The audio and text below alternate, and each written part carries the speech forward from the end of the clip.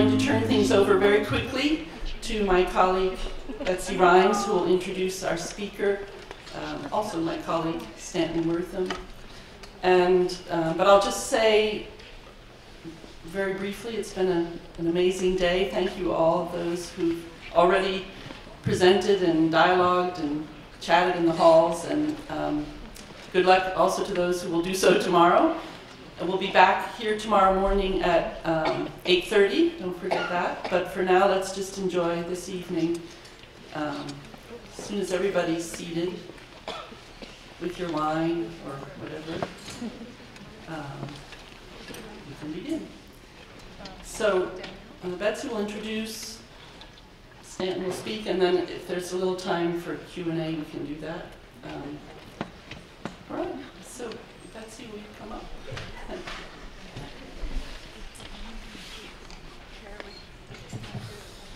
Okay, good evening, everybody. It's good to see you all here. Thank you for coming to what promises to be an exciting talk. Someone rather difficult to introduce. So I asked my children last night what I should say. But first, before I tell you what they answered, it also made me realize how long I've known Stanton. So even though I'm much younger than him, somehow we overlapped in college as undergraduates. And that was nearly 30 years ago. So, interesting, way before my kids were born. But what my kids said, well, my son, who's 14, said, the people will probably have been enjoying the conference all day. They're excited about seeing Stanton, not you.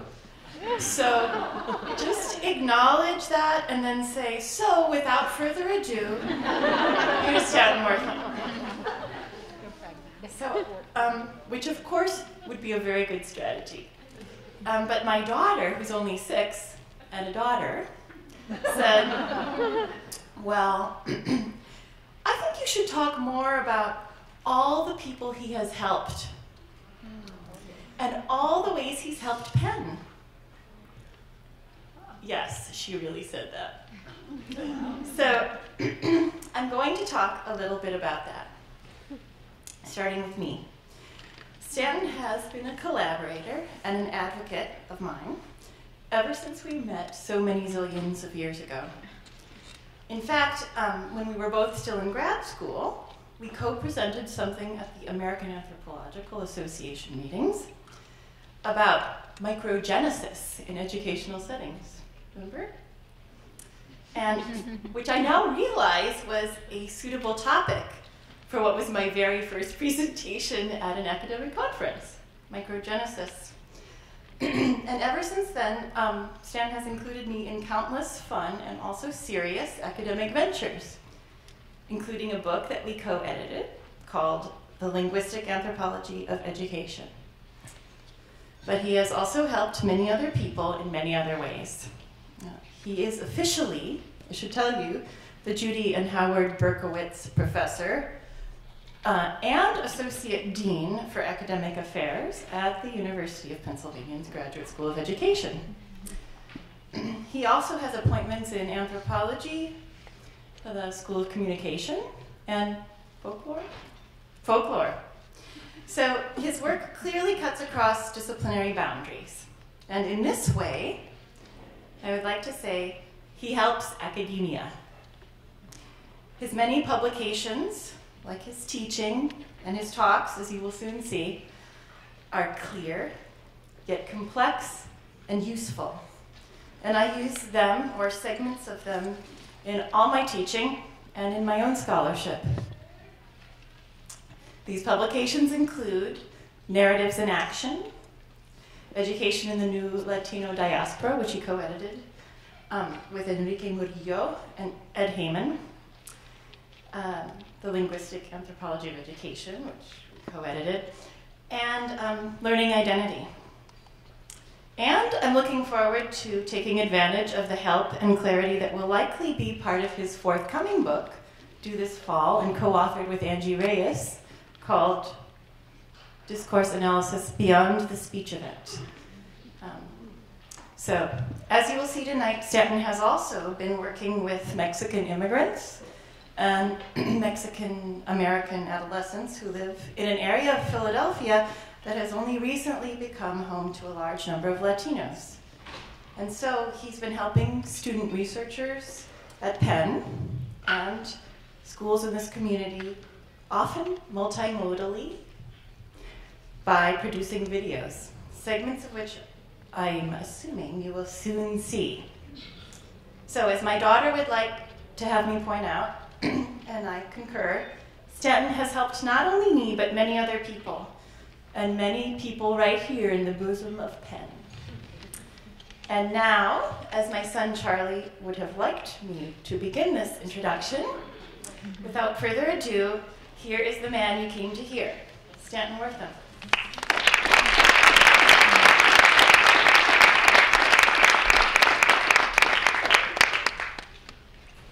Thank you, Betsy, for that kind introduction.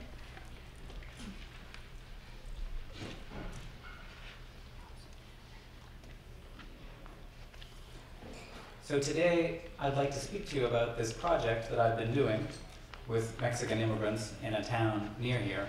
And at the same time, I'd like to talk to you a little bit about film and the affordances of film for representing academic research. And in order to start, I'd like to show you a film. So let's do this one first.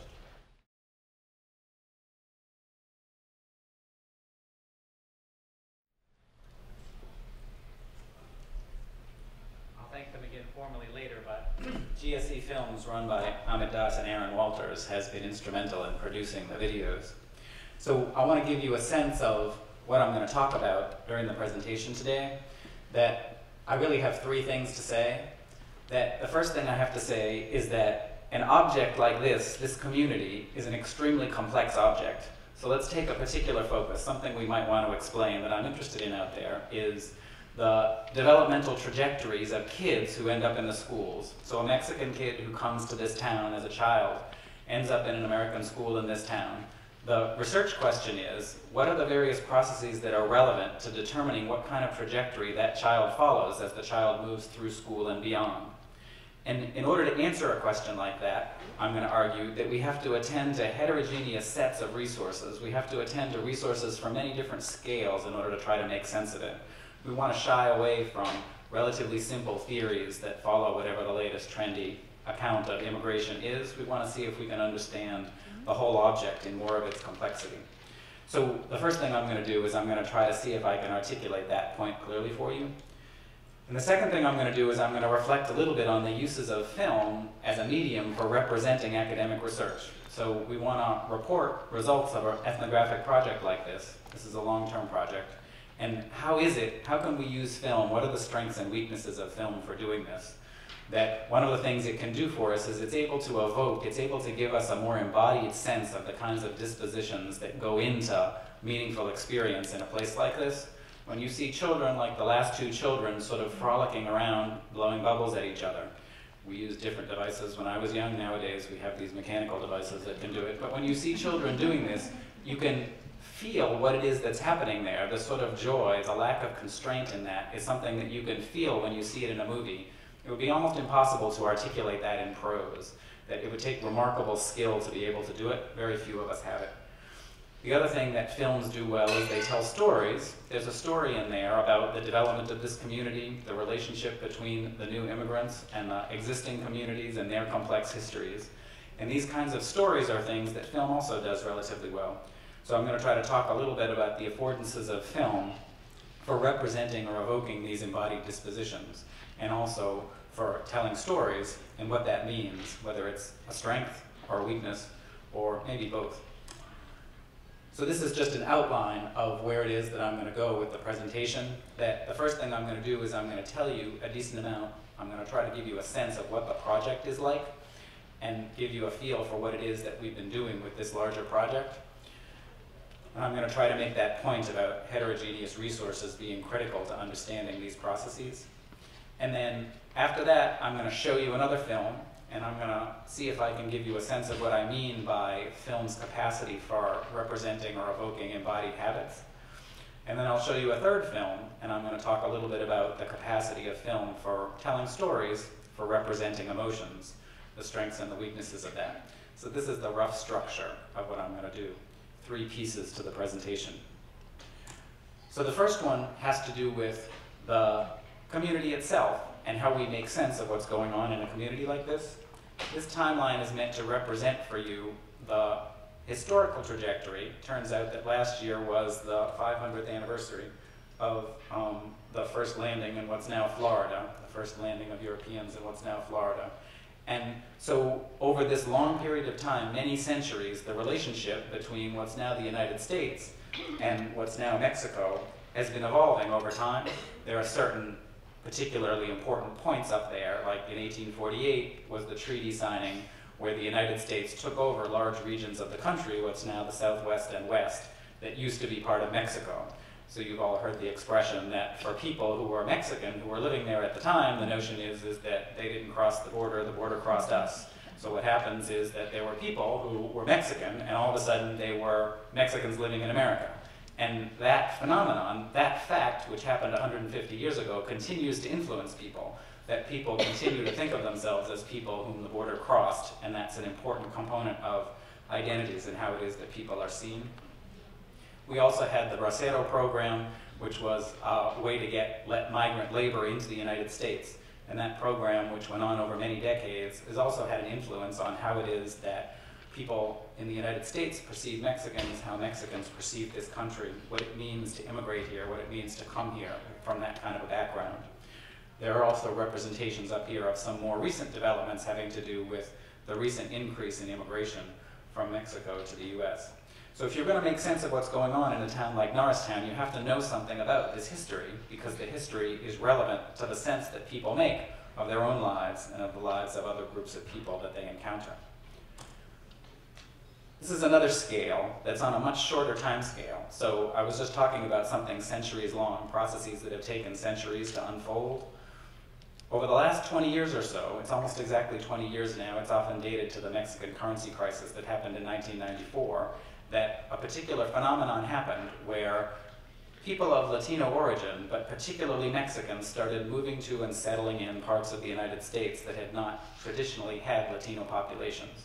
So there are really nine of the states in the United States that have traditionally been home to Latinos, basically the ones that used to be part of Mexico. And the other 40 or so are places where in large cities, in Chicago, in New York, you've had Latino populations for centuries. But in suburban and rural areas of most states, and in all of many states, there just haven't traditionally been many Latinos. There have been migrant picking circuits where people largely from Mexico would come.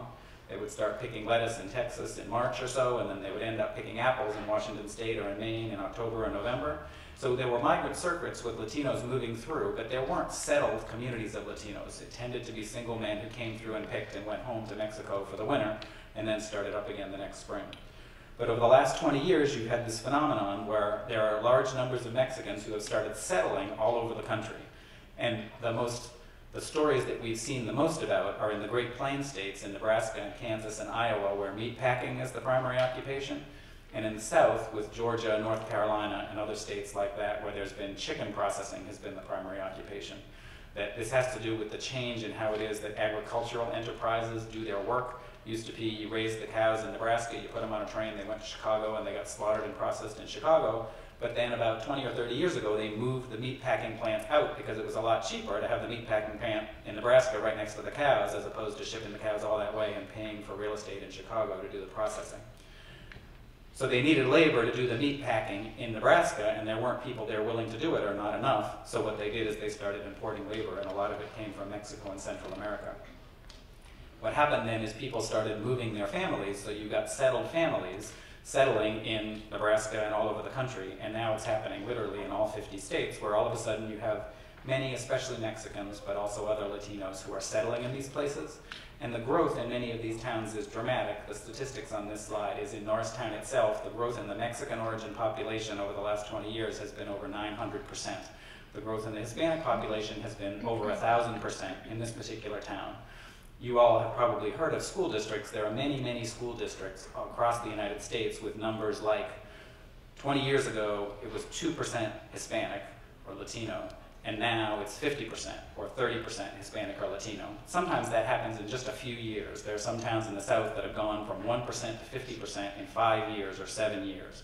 And so this growth rate is extraordinary, and these are interesting places because you have towns that have no real experience with or models of who these newcomers are. So it's a natural experiment. It's an experiment where people don't have the entrenched stereotypes that you find in most places where you have interethnic kinds of relationships. All of a sudden, newcomers show up, and the people who've lived there longer really don't know what to make of them. They watch TV, they watch movies, so they have these stereotypes from TV and movies, but those stereotypes aren't entrenched and developed through decades of personal experience with themselves or people they know with this particular group. What it means is it means that there's a little bit more flexibility in terms of how it is that the immigrants can define themselves. They're not shunted so quickly into particular lines of identity. They have more opportunity to be different kinds of people. So, we have the history of Latinos in the United States. That's relevant to making sense of what's happening in this town.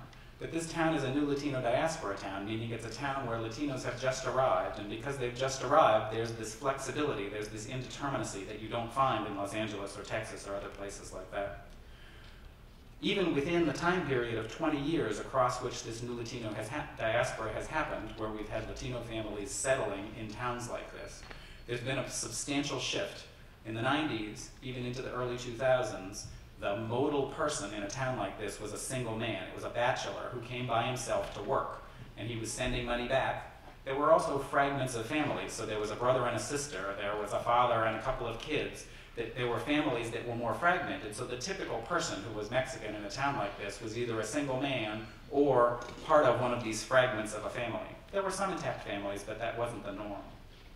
Over the last 10 years, it's switched completely. So now the modal person, the modal Mexican person in this town and many towns like it across the country is part of an intact young family. It's a person with parents often in their 20s and small children. And that's what you see when you wander around town nowadays, are families with kids. And that transition has only happened in the last 10 years or so, and it makes an enormous difference in terms of how people think of themselves, in terms of the experiences that people have, both members of the immigrant community and others around them. So this shift is another complicating factor in trying to develop a general account of what's happening, trying to figure out what the crucial processes are and making sense of what's going on to children in towns like this.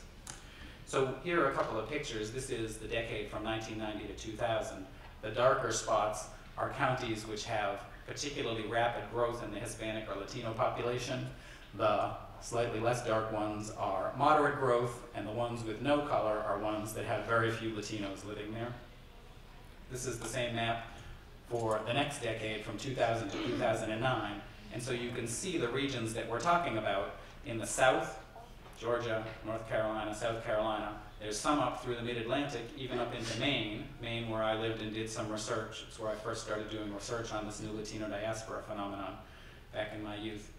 And then we have the Great Plains, the Midwest, where you have substantial numbers of people settling all the way down Arkansas, Oklahoma, and up through Nebraska into Iowa and even Minnesota. So this is, you can see it on the map, spatially what it is that's happening, where these kinds of phenomena are occurring. Okay, another scale. So we've got the scale of Latinos in the United States over 500 years. We've got the scale of the new Latino diaspora over the last 20 years. And now we have a spatially limited scale of Norristown in particular. There's this particular town that we're talking about, and all towns are not the same.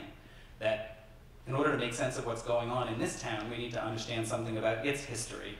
That it was incorporated in 1812, so 200 years ago, and it was a town that initially was settled by English and German, people of English and German origin. So I assume Mr. Norris was one of them, but there were these folks of English and German origin who settled in this town. They were all Protestants. But relatively soon thereafter, a few decades thereafter, Catholics started to move in, initially Irish Catholics. So you had many Irish Catholics who came in to work on railroads and other sorts of projects. And then you started having Catholic churches being developed. And then at the beginning of the 20th century, with the great waves of immigration, you had many people coming from Italy and people coming from other regions to settle in town.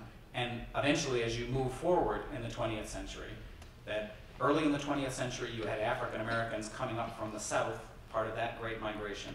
And then later in the 20th centuries, in the 60s and 70s, you had African Americans moving out from Philadelphia. And at the same time, in the 60s and 70s, you had Southeast Asians who were being recruited to work in various sorts of industries in the region. And eventually, you had Mexicans coming in the 90s. We'll learn a lot more about when the Mexicans came. So this particular town is different than many similar towns because it has a history of immigration. So the typical new Latino diaspora town, say way out in the middle of nowhere in Nebraska, is a town that has black people, it has white people, and it's been pretty stable in terms of its ethnic mix for a very long time.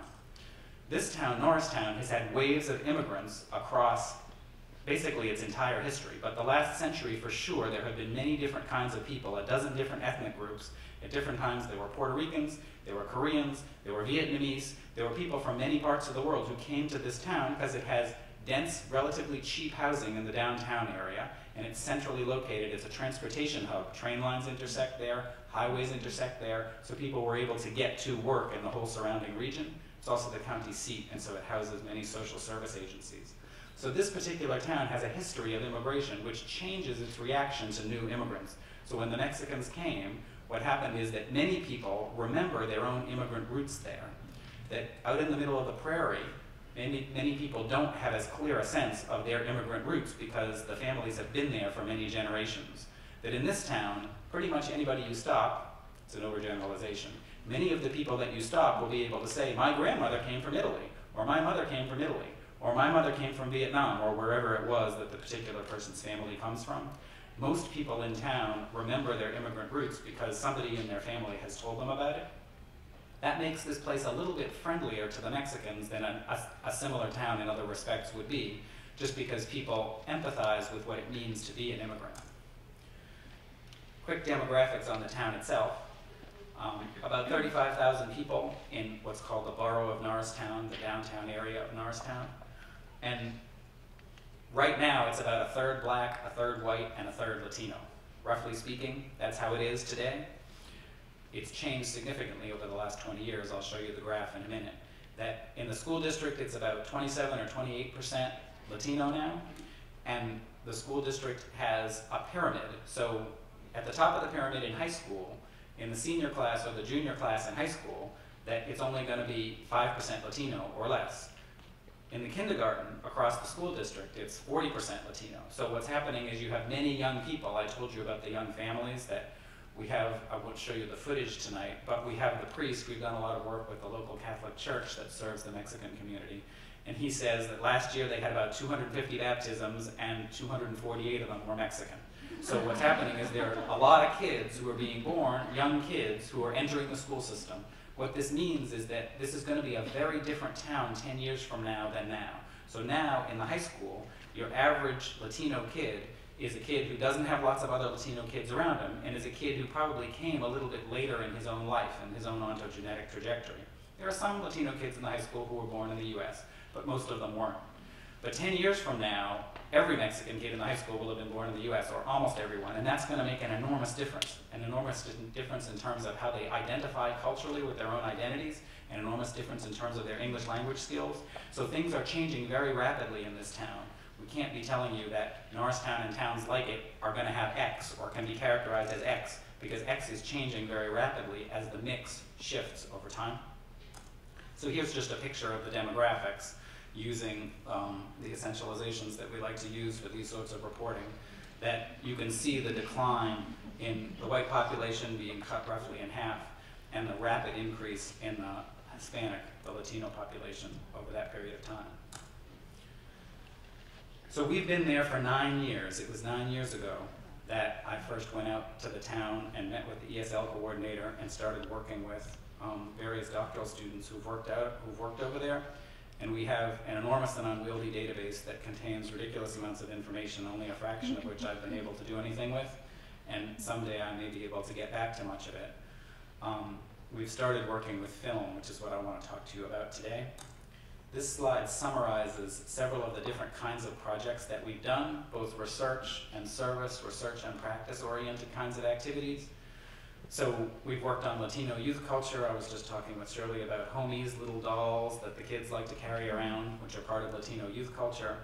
That Elaine Allard did a dissertation on students arriving mid-year from Mexico. What does it mean for the high school when kids show up in the middle of the year from Mexico? How does the school serve them, and what would be more appropriate? Betsy did a study on the day in the life of a Mexican immigrant student at one of the middle schools, following him around, seeing what kinds of language he used, what repertoires he drew on in his English and his Spanish usage. Sarah Gallo did some studies of parent-teacher conferences together with Kathy Howard when Kathy was here. That Sarah and Holly Link, who's one of the coordinators of the forum here, are doing remarkable work following a cohort of Mexican immigrant kids across K to 4, so 5 years across an elementary school with a longitudinal database, observing them every year and giving a rich sense of what it is that's happening with them over the course of time. We've studied narratives of town history, asking people to tell us what the history of the town is and comparing across different people from different groups. So all of these research projects have gone on. As I was preparing this, I was counting up. There have been about a dozen doctoral students who have worked with me on this project over the last 9 years, some for just a year, some for 4 years. 6 dissertations have been done or are in progress in this particular town. So it's turned out to be a rich place for people to do work of various kinds. The practice side shows that we've done work on parent engagement. The school district wanted to work on how do we help Mexican parents get more engaged with the schools so that the schools can serve their children better. So we created Spanish language resource rooms with bilingual staff in them where parents could bring their kids and get homework help and get some advice about how to interact with the school. We created a parent leadership committee, which has been since co-opted by one of the schools because the principal was greedy. But when we did it, it was for parents across the school district who were Spanish language speakers who wanted to come together, and just the superintendents attended and listened to whatever it is that they wanted to share. My first foray into film was a simple documentary that just had parents speaking about their kids' experiences in the schools and giving advice to educators.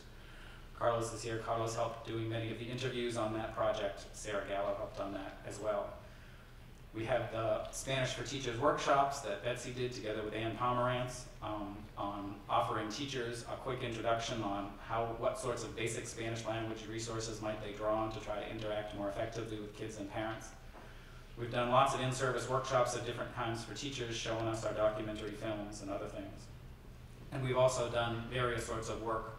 Aclamo is a local social service agency that has an Even Start program. Students have volunteered to teach parents in that program. That Obed Arango is here. Obed runs an arts organization for youth there, for Latino youth, and students, Carlos, Ian McDermott, have volunteered to help out young men in that project in Obed's center.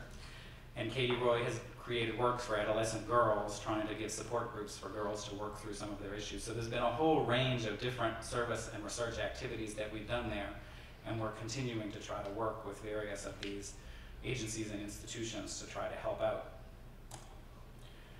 So the central point I want to make conceptually about all this is that in order to make sense of what's going on in this town, you have to attend to several different kinds of resources that come from several different scales. The processes that they're drawn from are occurring at different temporal and spatial scales.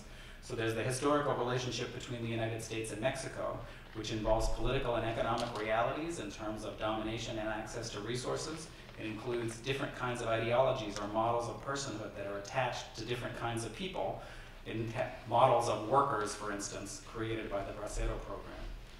We have the New Latino Diaspora, which is this 20-year-long phenomenon that involves much more flexibility than you would find. I often say it makes a huge difference if you're a 15-year-old Mexican kid and you move to the United States. It makes a huge difference if you go to LA or if you go to a place like Norristown.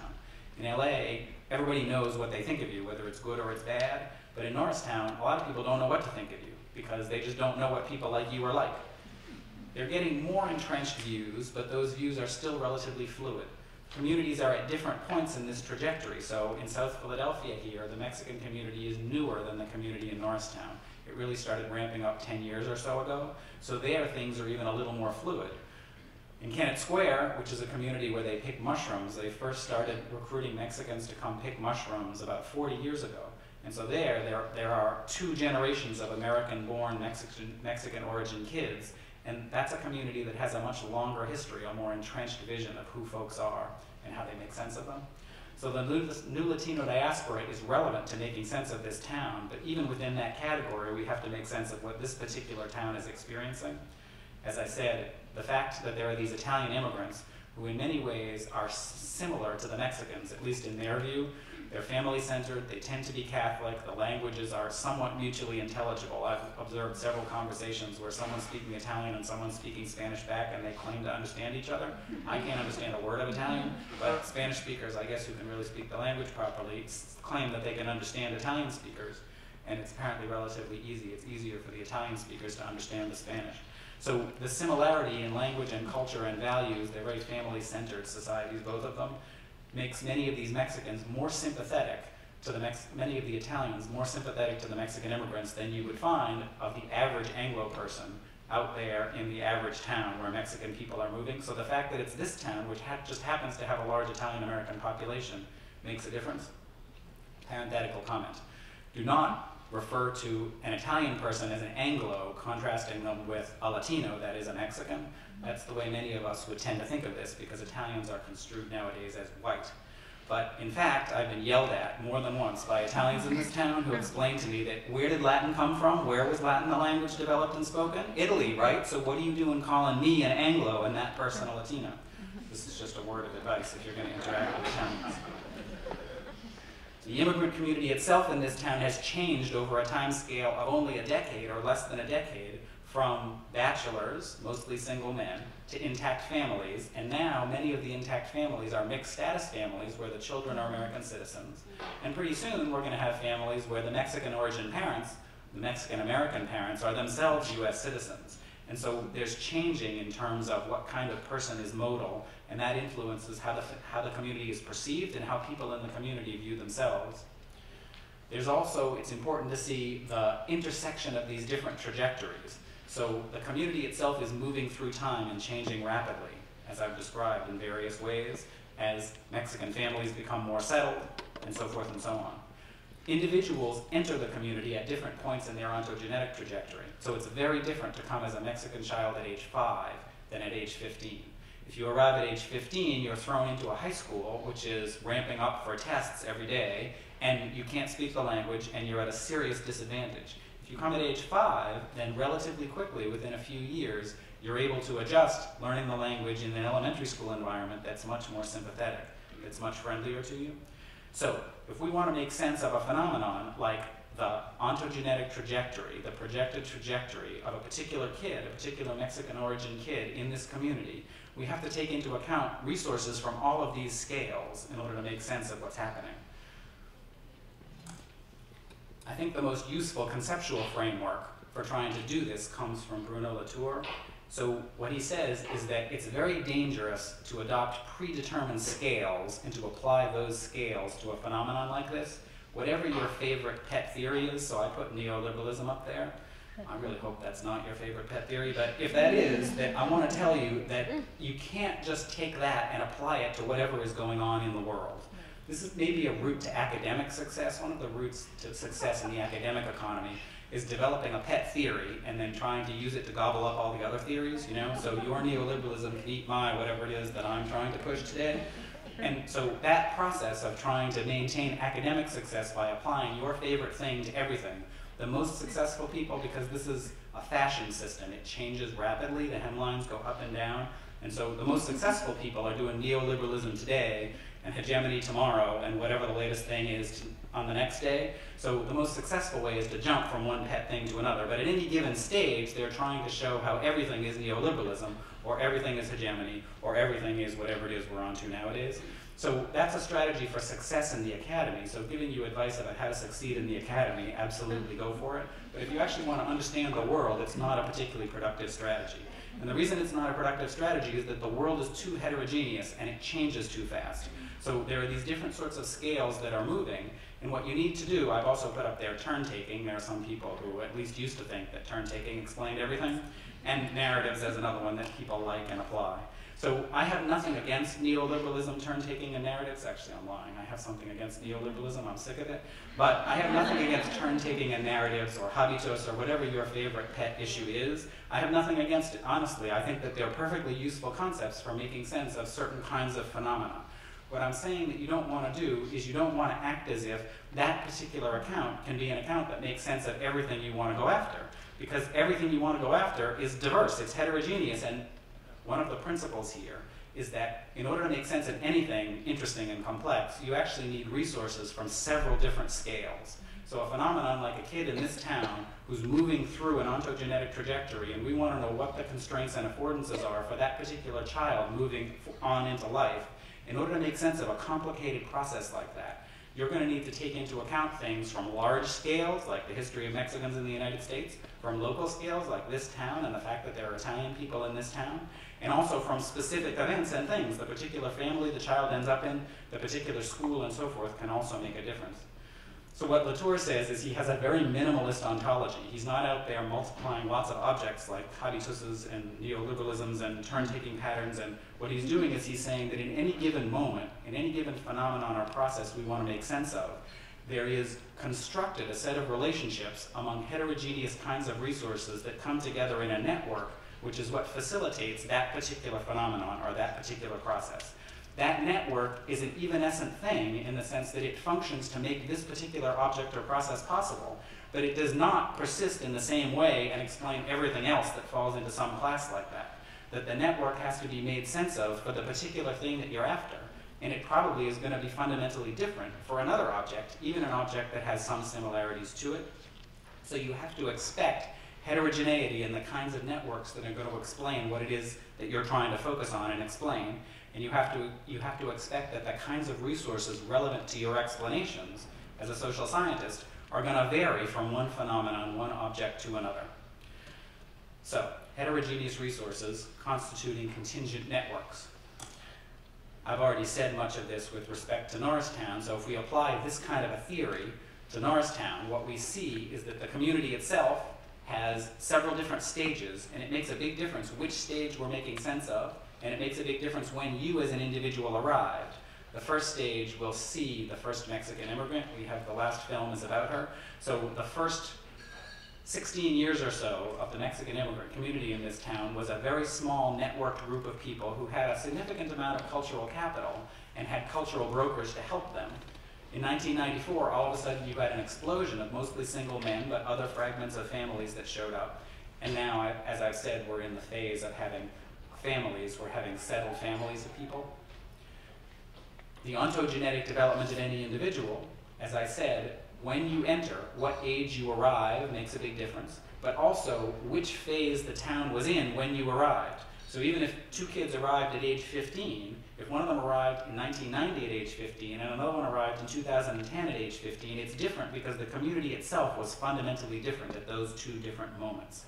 In 2010, people understood who Mexicans were. The schools had ramped up to try to do something for the Mexican kids. In 1990, you were a complete oddball if you showed up as a Mexican kid at age 15. Okay, so what's going to happen is we're going to have emerging relationships among these kinds of heterogeneous resources, which are what facilitate whatever phenomenon or process it is that we're trying to make sense out of. That's what I want to say. So what I want to do in this project is, if someday I actually get time to look at this database and write something about this project, that what I'm going to want to do is I'm going to want to try to describe some of these heterogeneous networks, the kinds of heterogeneous resources that are formed into networks that allow the kinds of processes I'm after.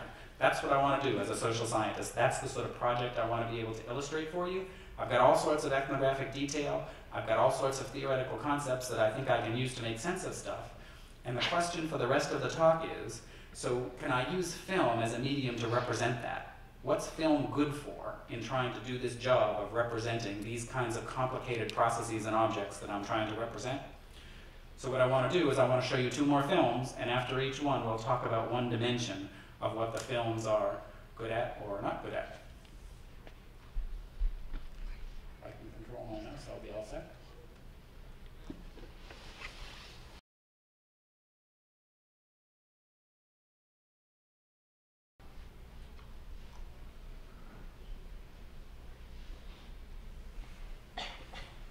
So the first thing I want to talk to you about, using this film as an illustration, has to do with embodiment, with embodied dispositions.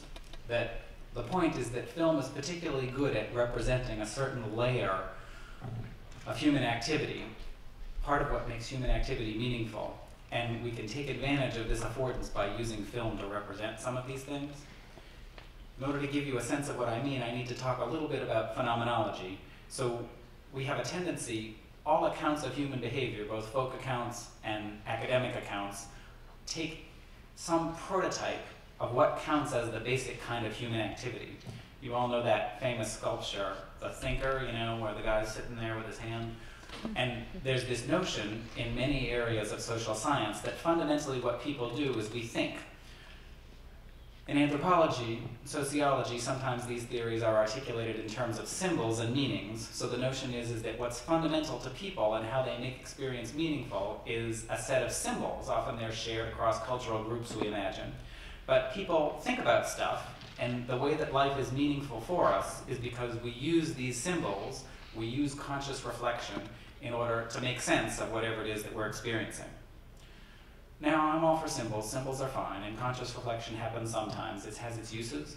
But from a phenomenological point of view, that all of that is derivative from or rests upon a background of other kinds of activity that is more basic to making sense of what experience is for us.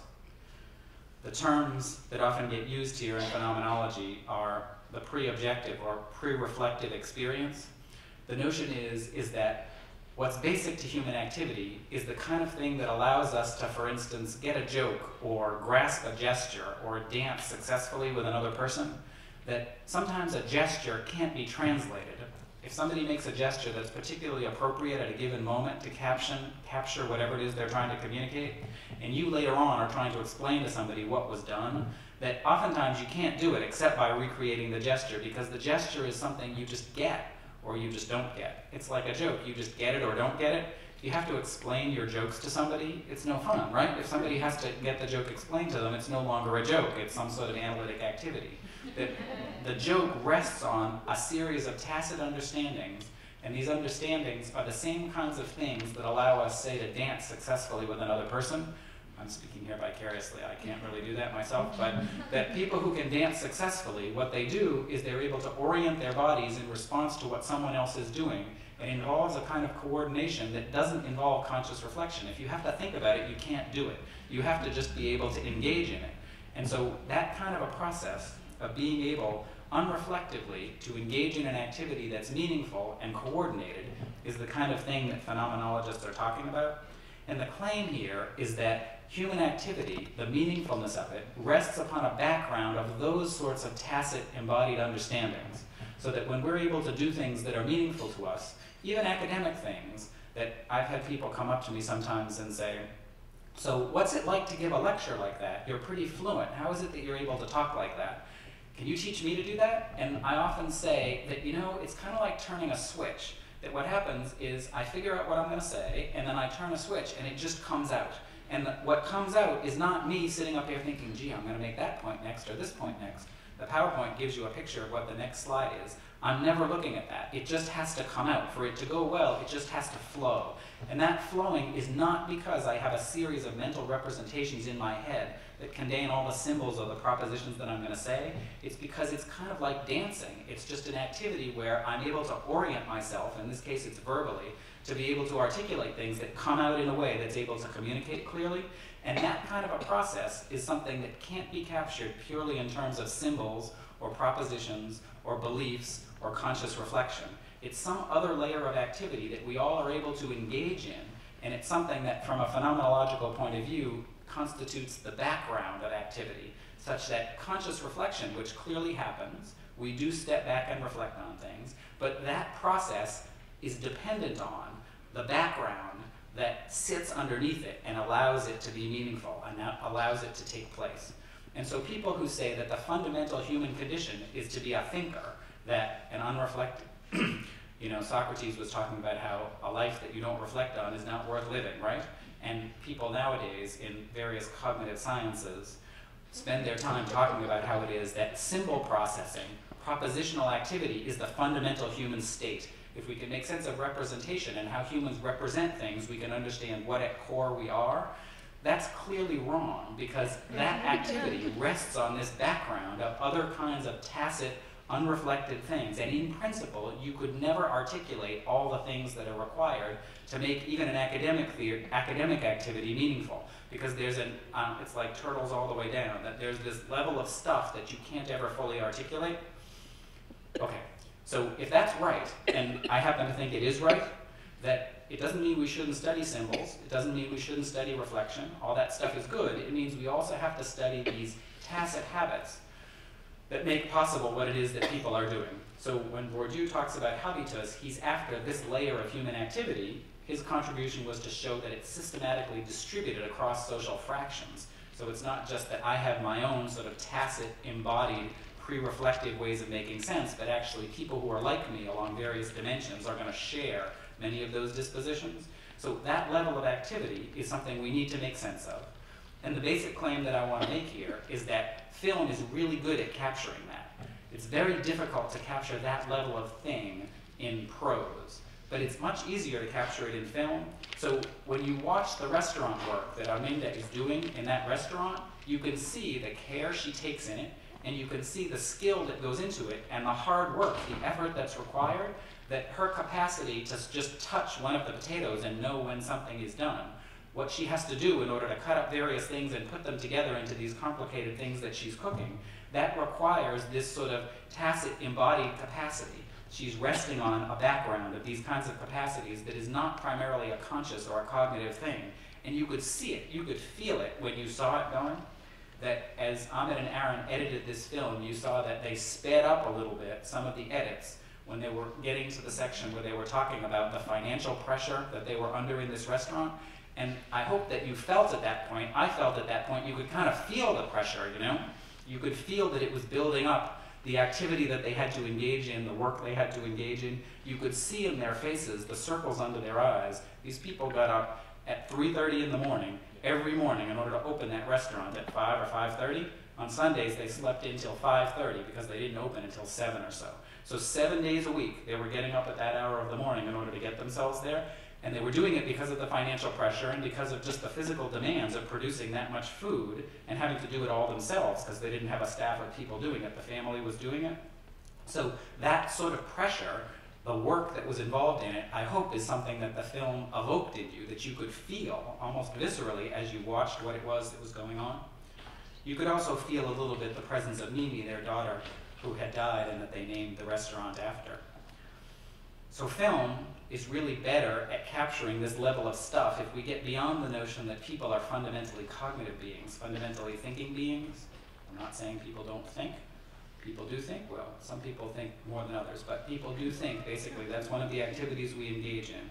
But if we get past the notion that that's the fundamental level of human experience, then we don't want to mediate all of our accounts through these explicitly conceptualizing media, like writing. When you write something, we always tell people, those of us who teach writing is thinking, right? When you write something, you actually understand it better because you force yourself to think through some of the issues as you do it. That's a great strength. It can force people to be reflective, but it has a weakness too. The weakness is that what comes out is something that you have to reflect about in a way that makes us think that that sort of reflective activity is basic. And film doesn't have that presupposition built into it. Film actually takes a lot of reflective work in order to put something like this together on the part of the filmmaker. But on the part of the viewer, it can be grasped in a more immediate way that allows us to communicate some of these other dimensions. So this is the first point. What's film good for? If some of the heterogeneous kinds of scales and resources that we're interested in articulating when we give an ethnographic account are of this tacit, embodied nature, part of the background, part of what it is that makes meaningful experience possible, then film is a pretty good medium to represent those dimensions of what we're trying to get at. So I'm going to show you one more film, and then we'll talk about one more topic.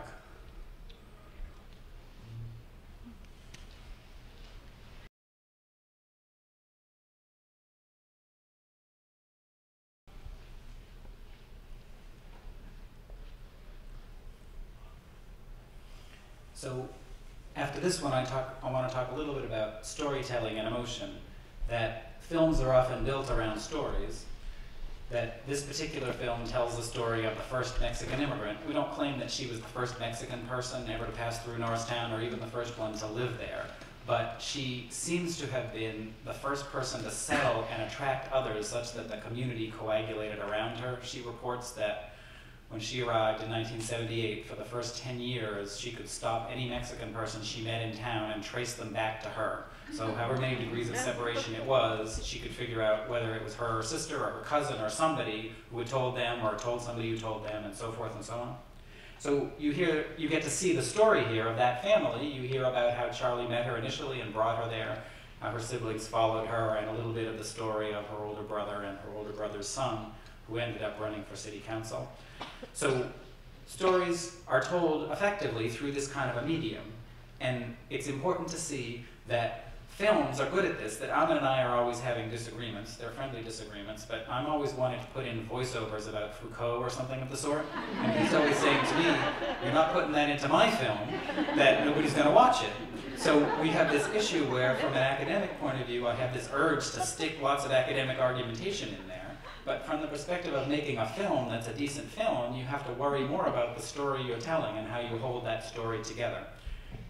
It's important that the film, it's not that the film doesn't have an argument, it's just that the argument is embedded in the story, and the relative proportions of story compared to argument are a little different for your typical film than for your typical academic paper. As ethnographers, we tell stories too, and sometimes some of our articles or books are built around stories, so stories are foregrounded, but there tends to be a little more argumentation relatively, and a little bit less storytelling than you get in the typical film. So first, important to see that there are different kinds of films and different kinds of other products too, articles, texts of various kinds. These different kinds of products, films say, can include stories to a different extent. And the questions on the bottom of this slide are meant to raise this issue of, so is it dangerous? Is it a bad thing to be telling too many stories? In other words, can you present a film like this that's got too much story in it, and therefore it doesn't do a good job at presenting whatever sort of academic research that we're trying to present? People worry about this. It's because there's something a little seductive about film. It feels unmediated, so when you have something like this presented, it feels as if you're seeing reality, as if reality is hitting you directly. That we know that that's not true, that the filmmaker spent Lord knows how many hours sorting through this footage, picking things out, arranging it in an artful way, but that doesn't change how it feels. It feels much more immediate than you can ever do, even the best writers can manage in text. So there's something a little bit seductive, a little bit worrisome about that from the perspective of nerds who want to think that we can control everything through academic sorts of reflection and presentation. I hear there are some nerds in the audience. Welcome. Emotion has roughly the same kind of a story to go with it, that you could feel in this. There are scenes of people crying. Arminda in the second film was crying when she was thinking about her daughter who had died. And in this one, Lupe was crying with joy when her son brought his diploma to her and gave her his diploma. That you can feel this family. When I first met these sisters, Maria and her sister, Marisa and Becky, when I first met them, that we had made a date actually just with Becky. So we met somebody who suggested Becky. She agreed to meet us, and I expected to sit down just with Becky. Carlos Martinez was there, Carlos was with me, and Kathy Lee, who was another doctoral student working on the project. And they showed up, all three of them. So all three sisters showed up, and it was very characteristic that they do things together, that family is really critical in this particular culture.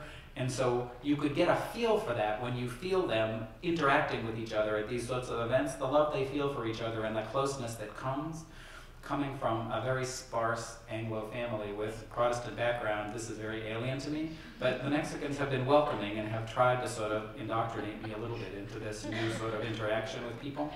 The film is able to capture or grab these emotions, and it's able to show them to you in a way that you just couldn't do in text.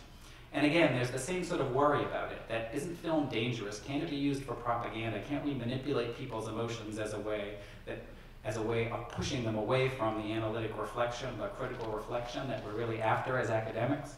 And that's a concern that many people articulate, that they worry about in these kinds of contexts. So what I want to say about it briefly is I want to answer in a Latourian way that there are many different kinds of ethnographic objects, and they require different configurations of resources. So some films foreground stories more, and some of them foreground stories less. There's always some story, but there can be more or less. And for different objects, we want more and less of that. There's films that really play upon emotions, and then there are some that don't do that as much. And for different kinds of objects, for different kinds of purposes, I think we need different kinds of configurations. And I also say here at the bottom of the slide that film by itself isn't the only medium one can imagine. I mean, what I'm inflicting on you this evening, this presentation is hybrid. It involves text and talk and film. And that sort of a hybrid sometimes can be more effective in terms of getting across what we want.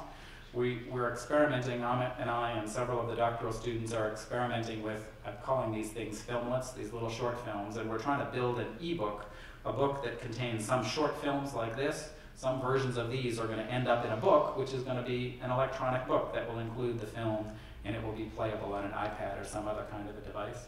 And of course, there are diagrams and photos and slideshows and hyperlinks and other sorts of technologies that we can use in order to try to communicate and create these multimedia objects to do whatever it is we're trying to do.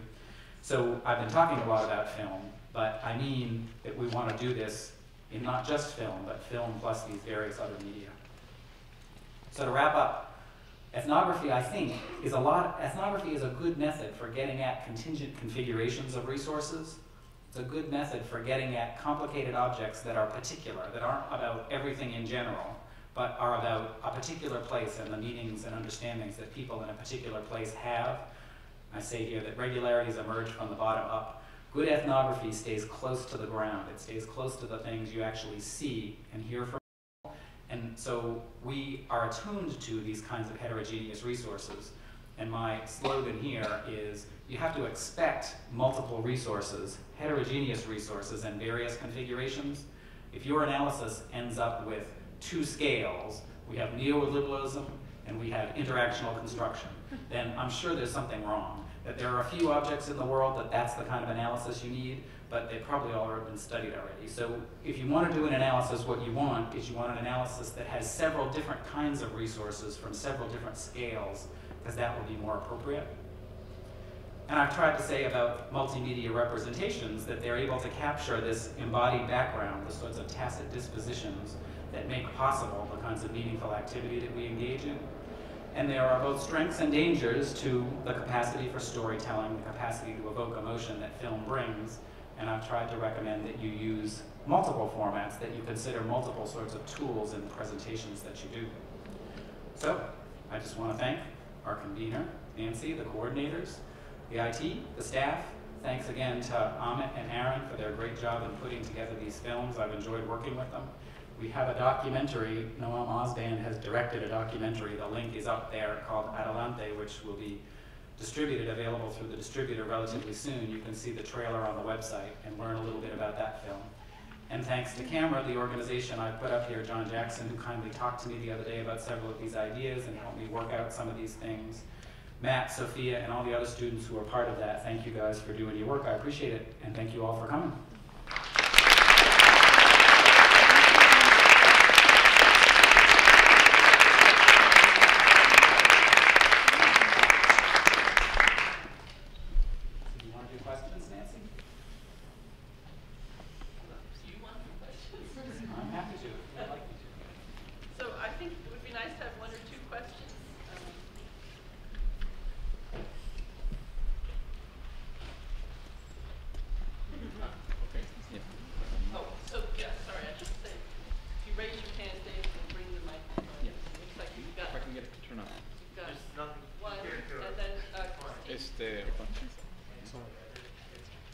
Hola. Muy bien. First, I want to say thank you to Dr. Wortham. For me, it's a pleasure to be here. My name is Obed Arango, and for many reasons, it connected to me this presentation. First, because I am a member of the community, and I run the community center, the Center for Culture, Art Training and Education, where Carlos Martinez and Brianna are participating, and students of Dr. Wortham. Second, because I'm an anthropologist from Mexico, symbolic anthropologist. and third, because I'm a filmmaker.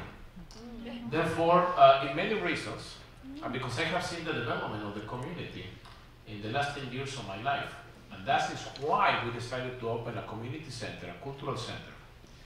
for the various reasons that were mentioned today. First, from the symbolic anthropology, I think there are certain things. I love to do ethnography using film. We used to do it in the 1990s in Mexico, to the hermeneutical department.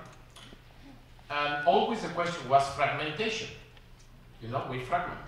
You capture certain things and you fragment other things. No? But in my opinion, it's no different as when Clifford Geertz used to say the here and there, in which you are narrating. You are fragmented too. It's just a different language.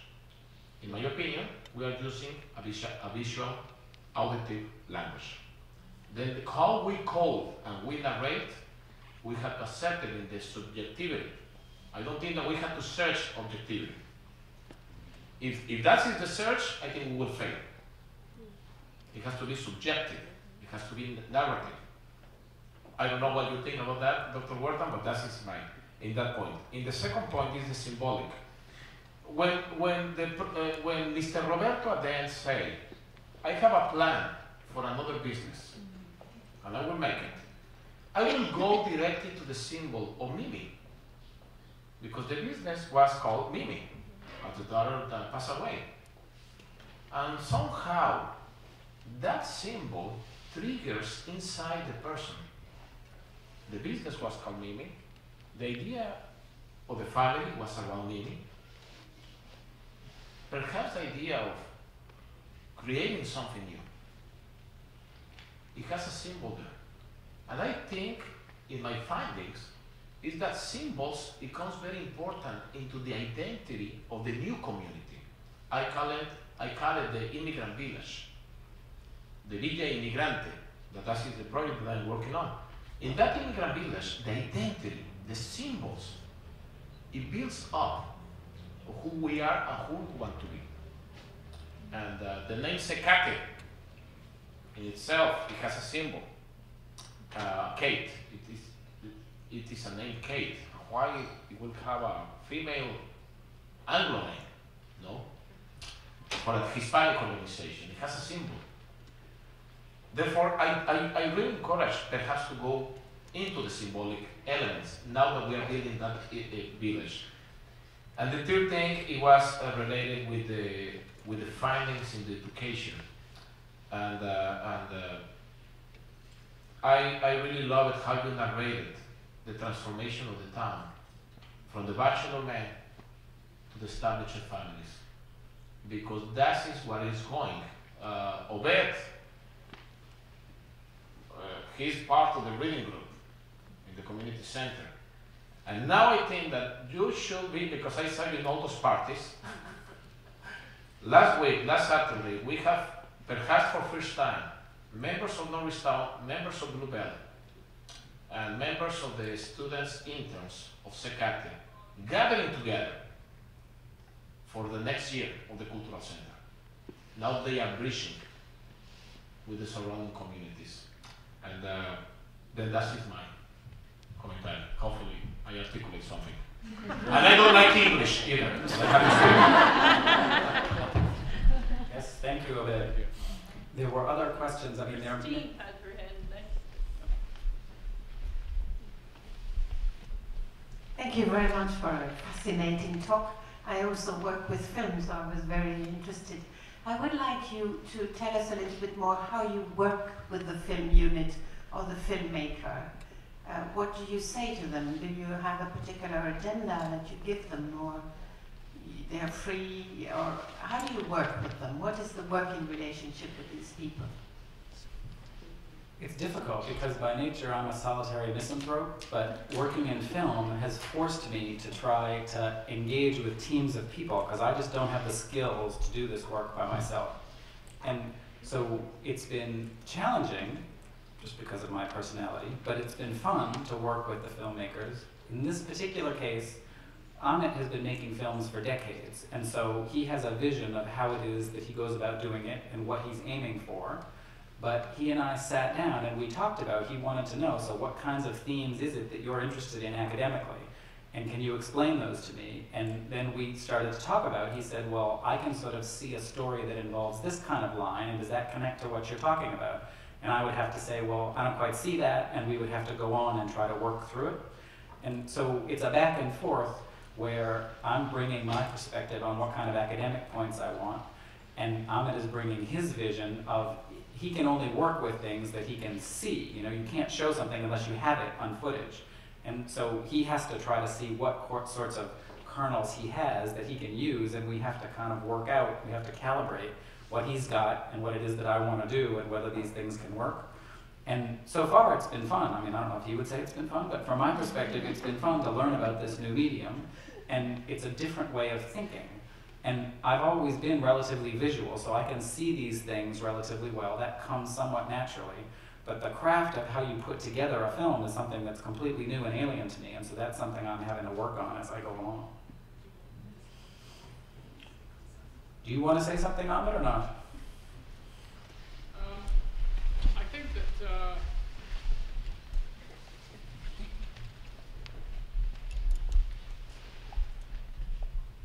I suppose was the word iterative?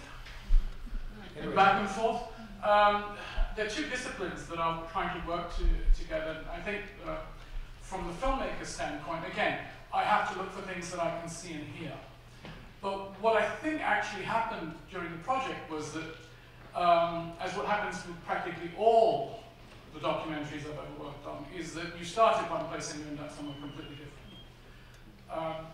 In fact, actually, when we started, no one was supposed to do the ethnography, and we were supposed to do the broadcast PBS documentary.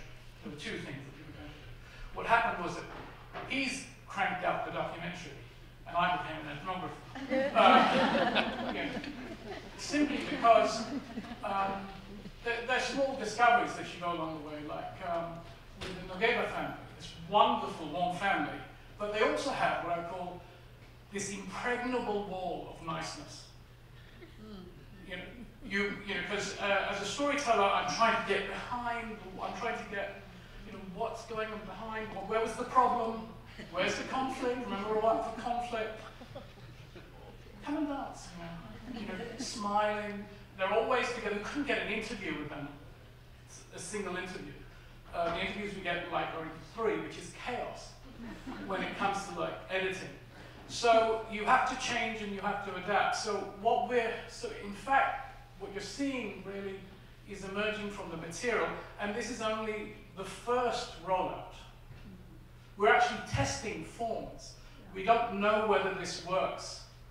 What we think will happen is that our main film will be about Ellie's election campaign. So in effect, this what you've seen is the sort of prelude to Ellie standing for election and all that went on. And then this is the backstory.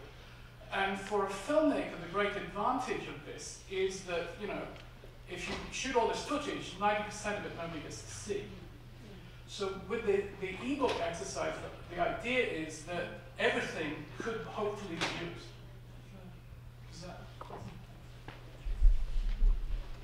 We're thinking that it might be a good moment to stop with thanks